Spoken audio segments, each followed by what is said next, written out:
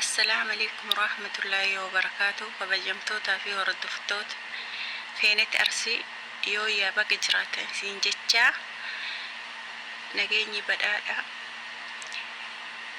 Asumaadhaan suudhaa caaltuun samuuna kanaa torbee lama dura mokkas sadi dura hidhamtee turtee jechuu jaarsa ishee ka duraanii Muktaariini.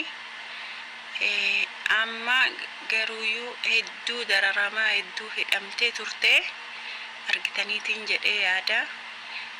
Kanaafuu amma obboleessi dhufeeti obboleettii arguu barbaadeen jedheeni obboleessallee arraba itti deddeeffataa akkasumas akkuma argitan jedhee yaada.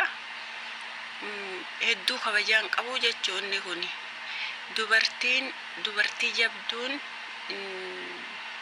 dhugaa dubartii tana jalqabuma yoo wajjin jiraachuu heddee dhiirti takka kabajuu qabdi. Maaliif jennaan dubartiin garaa qulqulluu dubartii asii achi hin laalle jechuudha. Takkatti dhiira jibbitee jennaan osoo addunyaa tana muluu xiyyaara kana muluu addunyaa tana muluu hooggananii hin feetu jechuudha. Maaliifi abdii irraa kutatte waan ta'eef amma caaltuuni yoo laallu abdii irraa kutatte. Maaliifree kabajaa isii hin qabu Muktaaru jechuudha. Maatii isii kabajaa hin qabu. Isii akka barbaade arrabsaa ture. Maatii isii arrabsaa ture jechuu akkuma argitanii. Kanaafi dhiironni gorsa isiniif haa ta'u keessattuu warri dhiiraa.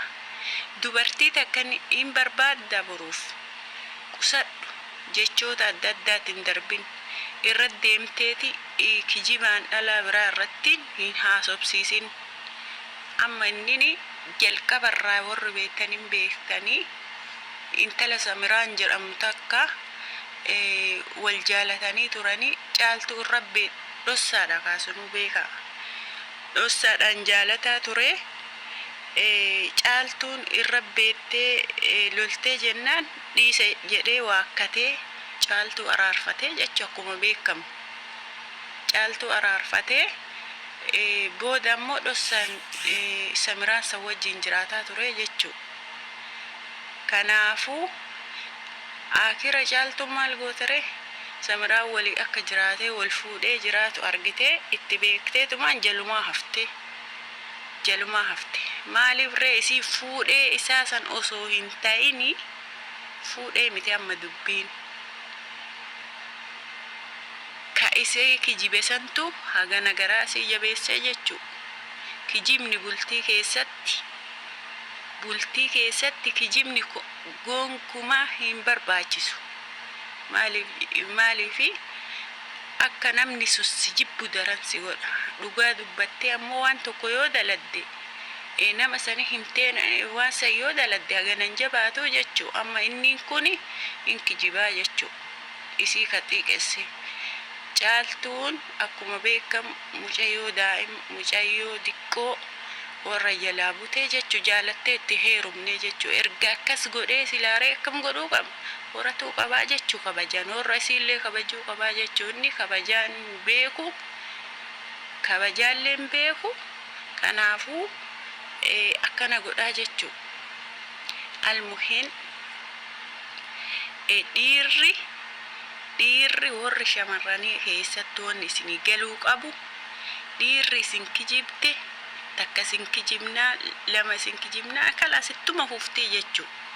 Hin kijibdi jechuu. Dhiirri takka isin kijibnaan yeroo maan beettee jalaa hafuu si wayyaa jechuu. Maaliif jennaan jireenya kan kee keessatti akka kubbaa taateeti si taphattii jechuu akka kubbaa.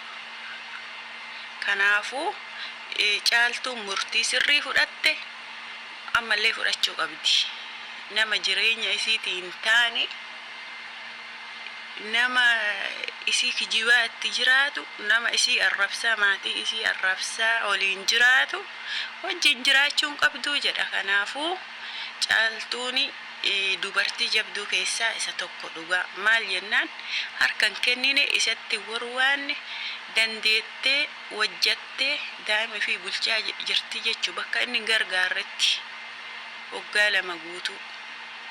Kanaaf dubartii jabduu jechuun dubartii fi amantuu jechuun dubartii qulqulluu jechuun akkana jabaachuu qabdi dubartoonni teenna.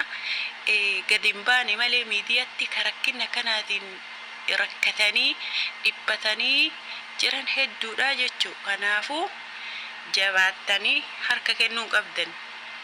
Jireenya itti fufaa harka kennuun hin barbaachisu jechuu. Maaliif nama si kabaje nama si jaalate jaaladhu. Nama sitti hin kijibin ka dhugaa si himu itti himi waliin jira. Kana alatti addunyaa tanarra waggaa 100 jiraannu jechuu.